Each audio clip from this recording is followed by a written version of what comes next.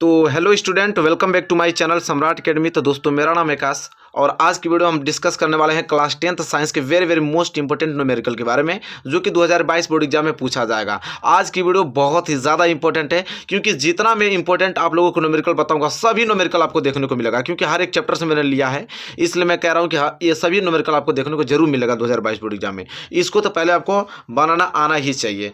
तो चलिए स्टार्ट करते हैं। एक ही बात कहना चाहूँगा कि इस समय वीडियो देख रहे हैं और वीडियो को लाइक नहीं किए तो लाइक कर दीजिए, और चैनल पर हैं तो चैनल को सब्सक्राइब कर लीजिए, ठीक है। तो चलिए पहला प्रश्न से शुरुआत करते हैं आज की वीडियो। और पहला प्रश्न बहुत ज़्यादा इंपॉर्टेंट है। क्या है कि 4 ओम के 4 प्रतिरोध एक दूसरे के समांतर क्रम में जोड़े गए हैं तो तुल्य प्रतिरोध है। सबसे पहले देखिए, इस प्रकार के प्रश्नों में पहले आपको फार्मूला याद होना चाहिए कि जब भी कोई भी प्रतिरोध हो, अगर वो समांतर क्रम में जोड़ा गया है तो उसका जो तुल्य प्रतिरोध का फार्मूला क्या होता है, ठीक है। अगर समांतर क्रम में जुड़ा हुआ है तो उस समय तुल्य प्रतिरोध का फार्मूला होता है कि 1/RQ, ठीक है। इसका मतलब होता है इक्वल, मतलब तुल्य प्रतिरोध 1/RQ, मतलब तुल्य प्रतिरोध बराबर जितना भी प्रतिरोध जुड़ा होता है। जैसे इसमें कितना प्रतिरोध, 4 प्रतिरोध जुड़ा है, तो ये हो जाएगा पहला प्रतिरोध को हम R1 रख देंगे, अब प्लस दूसरा प्रतिरोध को हम R2 दे देंगे, और तीसरा प्रतिरोध को R3, और चौथा को R4। इसी तरह जितने प्रतिरोध ज्वाइंट होते हैं उस तरह आप R की वैल्यू बढ़ा सकते हैं, ठीक है।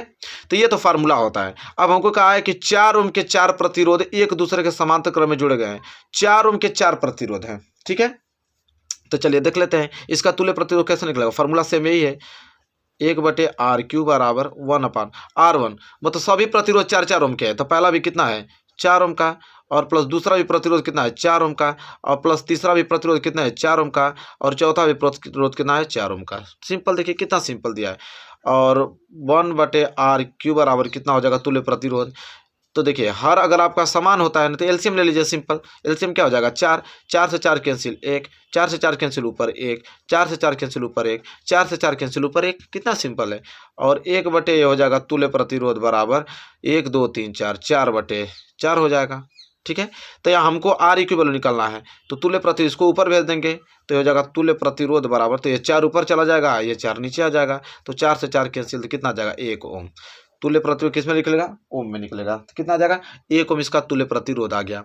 तो जब भी इस प्रकार का प्रश्न पूछे कि 4 ओम के 4 प्रतिरोध एक दूसरे के समांतर क्रम में जुड़े गए हैं तो इसका तुल्य प्रतिरोध कितना होगा, तो 1 ओम। ये इतना कॉमन क्वेश्चन है कि हर बार आपके एग्जाम में आता है, हर बार, ठीक है। और यहाँ से आपको नंबर इंक्लूड हो जाएगा, ठीक है। तो इसको तैयार कर लीजिएगा। और इसके बाद हम इसी तरह के दूसरे हम मोस्ट इंपोर्टेंट न्यूमेरिकल की तरफ बढ़ेंगे। जितना आज न्यूमेरिकल बताऊंगा सभी न्यूमेरिकल बहुत ज़्यादा इंपॉर्टेंट है। आप किसी से भी जाके पूछ सकते हैं, या क्वेश्चन बैंक में या प्रीवियस ईयर पेपर में कहीं पे भी आके देख सकते हैं आपके क्वेश्चन कितना मोस्ट इंपोर्टेंट मैं आप लोगों को बता रहा हूँ। दूसरा प्रश्न देखिए बहुत महत्वपूर्ण है। कह रहा है कि 200 वोल्ट या 100 वाट बल्ब को यदि 100 वोल्ट पर प्रयोग किया जाए तो बल्ब की शक्ति कितनी होगी, मतलब पावर पूछ रहा है। देखिए दिया हमको क्या है कि 200 वोल्ट, वोल्ट मतलब वी का वैल्यू दिया है कितना 200 वोल्ट, ठीक है। वी बराबर कितना दिया है 200 वोल्ट। पहले जो जो दिया रहता है पहले उसको लिख लेते हैं, फिर इसके बाद मालूम करना पड़ता है कि कौन सा फार्मूला लगेगा, ठीक है। फिर 100 वाट दिया है, ठीक है, वाट जो कि पी का वैल्यू होता है, पावर की वैल्यू, ठीक है। पी बराबर कितना दिया है 100 वाट, ठीक है। कितना दिया है 100 वाट, हिंदी में लिख लीजिए, इस तरह अच्छा रहेगा 100 वाट। फिर कह रहा है कि यदि 100 वोल्ट पर प्रयोग किया जाए तो बल्ब की क्या शक्ति कितनी होगी, ठीक है। पी का वैल्यू पूछ रहा है, तो चलिए देखते हैं पी का वैल्यू कैसे निकलेगा। तो पी बराबर फार्मूला होता है पी बराबर वी स्क्वायर बटे आर। वी स्क्वायर बटे क्या होता है आर होता है। तो चलिए यहाँ से हम, तो यहाँ से पहले हम ऐसा काम करें कि यहाँ से प्रतिरोध निकाल दें। प्रतिरोध निकालने का हो जाएगा आर बराबर वी स्क्वायर बटे पी, ये पी यहाँ चला जाएगा, तो वी का वैल्यू कितना है 200, तो हो जाएगा 200 गुणे 200, और बटे में पी का कितना है 100, तो यहाँ से कटा देंगे, कितना हो जाएगा, तो 100 दूनी 200 और 2 दूनी के 4, आर बराबर कितना हो जाएगा 400 ओम। प्रतिरोध कितना गया 400 ओम निकल गया। हालांकि हमको कितना निकालना है, इसका बल्ब की शक्ति बताना है, ठीक है।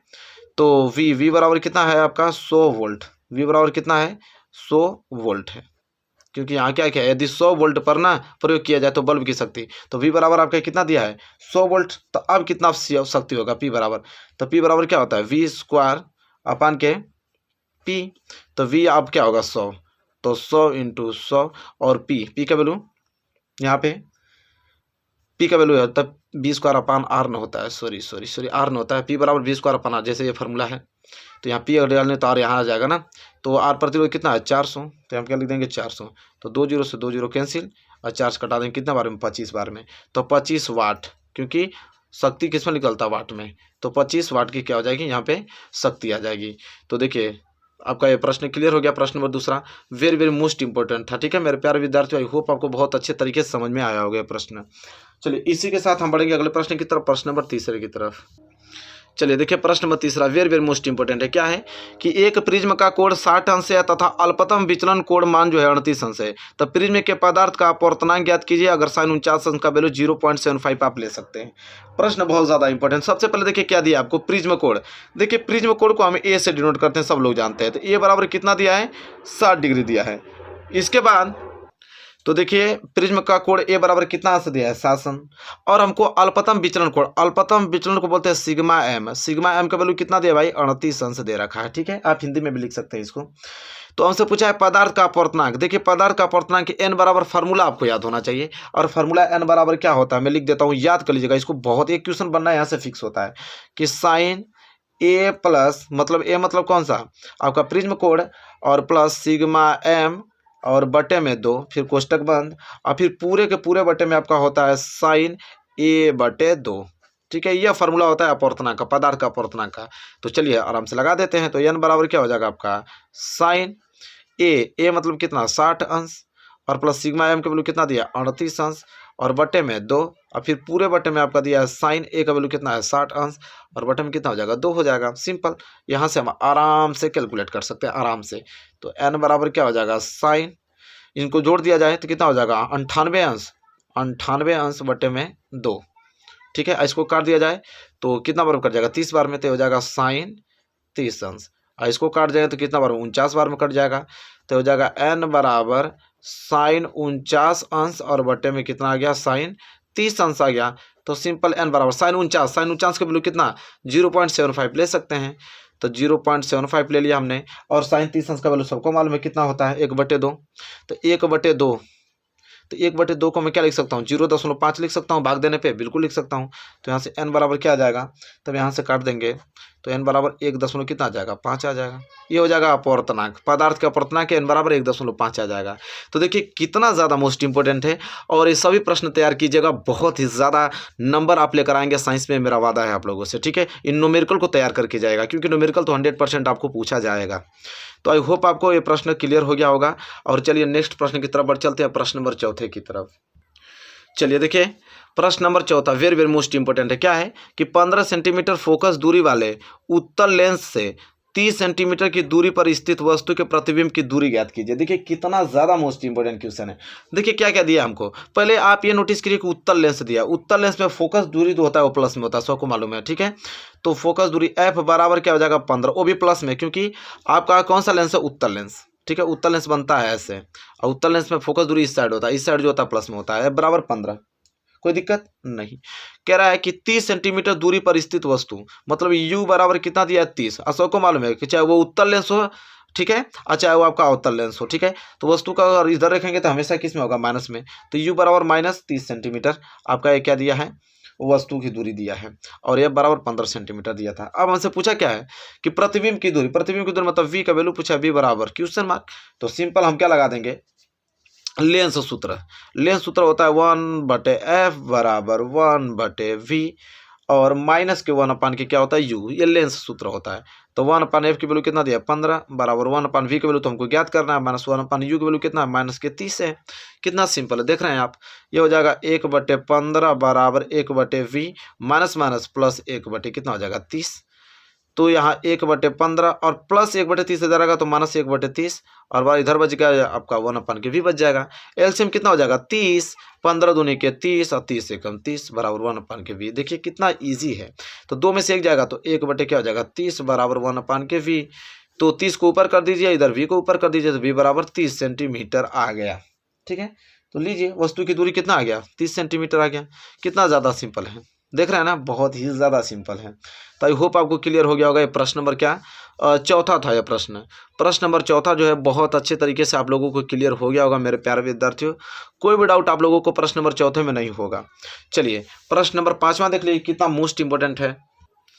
चलिए देख लीजिए प्रश्न नंबर पाँचवा, वेरी वेरी मोस्ट इंपोर्टेंट। प्रश्न नंबर पाँचवा क्या है, ध्यान से देखिए इस प्रश्न को कि एक अवतल दर्पण के मुख्य अक्ष पर ध्रुव से 36 सेंटीमीटर की दूरी पर स्थित वस्तु का जो प्रतिबिंब वस्तु के ही ऊपर बनता है, दर्पण की फोकस दूरी परिकलित कीजिए। कितना मोस्ट इंपोर्टेंट है। कह रहा है कि एक अवतल दर्पण, दर्पण कौन सा है, अवतल। देखिए ये आपका अवतल दर्पण है और ये इसका पी है, ये आपका फोकस है, ये आपका वक्रता केंद्र है।